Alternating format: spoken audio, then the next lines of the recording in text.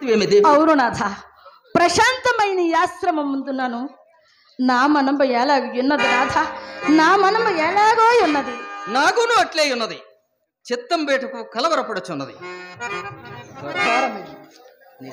ఘోరమైన వేట ఖడ్జంబు నిర్వహించుటచే సహజ కరుణాయత్తంబగు మీ చిత్తం ఉన్నది ప్రభు. అంతే కాని మరేమీ లేదు. అట్లే కావచ్చును నాయన, అట్లే కావచ్చును. ఉచిత శ్రమను కల్పించుడు చేసి కాబోలు నాకు పగలు కూడా నిద్ర వచ్చుచున్నది దేవి. నాథ, అలాగైనా ఈ క్రొమ్మావుకున నేను చిగురుటాకు సజ్జ నేర్పరచదా.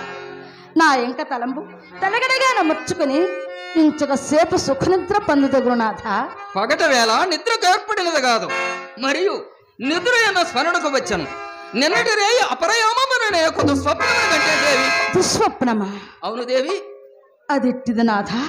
నేను నిజ పురోహిత విద్వజ్జనములతో పేరులగం ఉండా అతి మాత్ర తేజో విరాజయగు ఒక మునిరాజు కనుగొన అగ్నిగణములు మీచుండ సమీపించి అకారణముగా ఉన్నతమైన సింహాసనము నుండి నన్ను త్రోసి మన రాజ్య సర్వస్వమును గ్రహించి మనలను కట్టుబట్టలతో నట్టడువులకు పారద్రోలగా అందు పడరాని పాటలు పడుచుంటువ దేవి.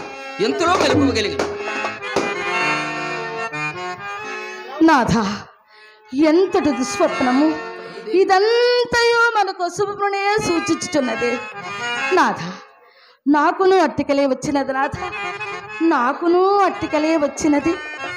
దేవా దేవి, మీకే అశుభములు కూడా రావు. నిన్నటి దినమున విశ్వామిత్రునకు యజ్ఞార్థమై ఇచ్చిన ధనము తన వెంట తీసుకొని పోకుండా మనకడనే ఉంచినందులకు చిత్తంబులనేమో విదిలించింది. అంతే కాని మరి ఏమీ లేదు. అట్లే కావచ్చు నాయన.